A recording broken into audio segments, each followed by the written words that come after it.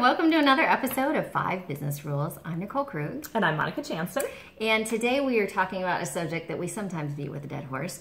It's how to rock your visuals. Before we get in, just a quick reminder. We all process visuals 60,000 times faster than we process text. That's insane. It is. And the other thing, here's a better reason.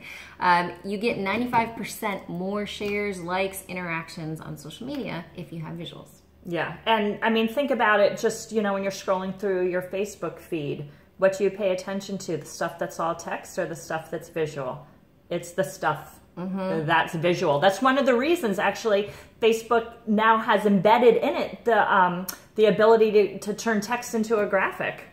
There's a reason why they did that. So if you've been following us, you know that we talk about visuals quite a bit. Yes, so we do. We thought it might be time to actually talk about how to create those visuals and what you can use rather than just honing in on visuals. Yeah, you don't have to be a graphic designer. I'm not.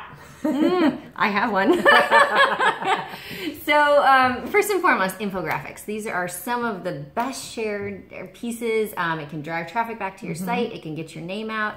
And so all you really need is a couple of stats and then go out and just do a search for an infographic generator and you can create one pretty easily. Yeah, we tend to use a service called Visme, V-I-S-M-E. I think that's how you pronounce it. And it's a fantastic tool. It's easy to use. So, definitely check them out.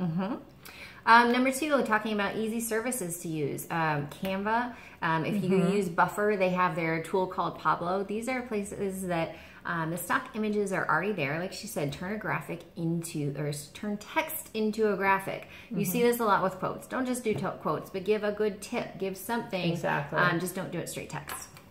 Exactly. Just, get creative. The more creative you are, the better. And again, it's going to stand out in the news feed. No one wants to see text. People want to see images.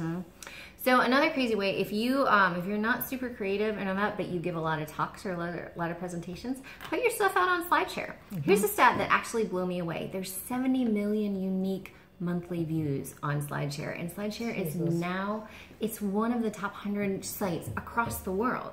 So if you put your presentations on SlideShare, one, you have a great audience to do, but it also kind of works like YouTube in the way that you can put it in so many different other places, and but it just gives you another interesting way to share content rather than text. Yeah, what's funny, I had kind of forgotten about SlideShare, and I was on a Twitter chat on Tuesday, and someone kept talking about SlideShare, and SlideShare is a great place to share content, and and I'm like, oh yeah, that's still a thing. Well, obviously it's still a thing. Well, it's still a thing, and so LinkedIn bought it. That's where it kind of went away in terms of why we really use it, but it's still in there, and the capabilities are great, and you can put on your LinkedIn profile, speaking of. Exactly, so, all kinds of bust out your profile a little bit.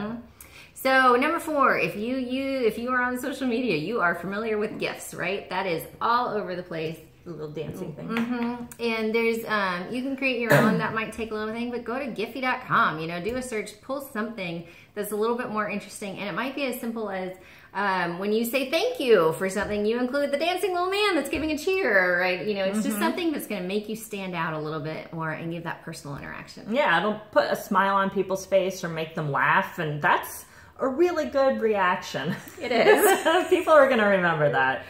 Now, then there's the times when you just need an image. You need to find an image, but please, please, please don't go to, iStock, whatever. Not that there aren't great images on there, but you don't want the guys around the boardroom, the images that we've all seen a million times. There's a lot of really cool sites out there, like New Old Stock. This is vintage photos that you can get. They're black and white, they're different, you can tell a story about.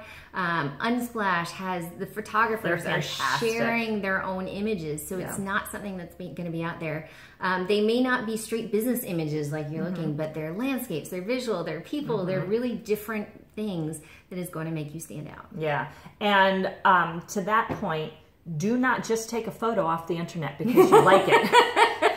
Photos are copyrighted. You have to make sure whatever photo you're using is copyright free and can be used for editorial purposes. It's true, because there's a big business these days tracking around and finding people for ill usage. Yeah, and it's just not nice. Don't steal from people, because that's basically what it is. So be polite, but have fun. Yeah. Thanks for joining us. See ya. Bye.